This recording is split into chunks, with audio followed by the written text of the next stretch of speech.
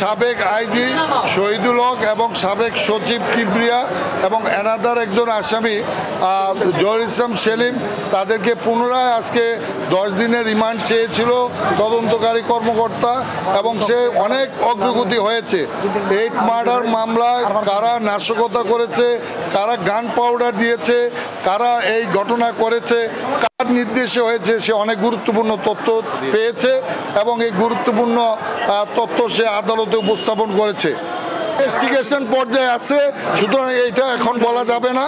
IU তার নিজস্ব কাজ চালিয়ে যাবে। ইনভেস্টিগেশনের ডেভেলপমেন্ট হলে আমরা আপনাদেরকে জানাবো। মাঠের অলরাউন্ডার আমি, আর ঘরের অলরাউন্ডার টাইলক্স।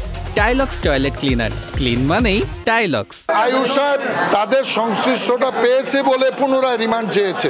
আজকেও আবার 2 দিনের রিমান্ড দিয়েছে। 10 দিনের রিমান্ড চেয়েছিলেন, 2 দিনের রিমান্ড দিয়েছে।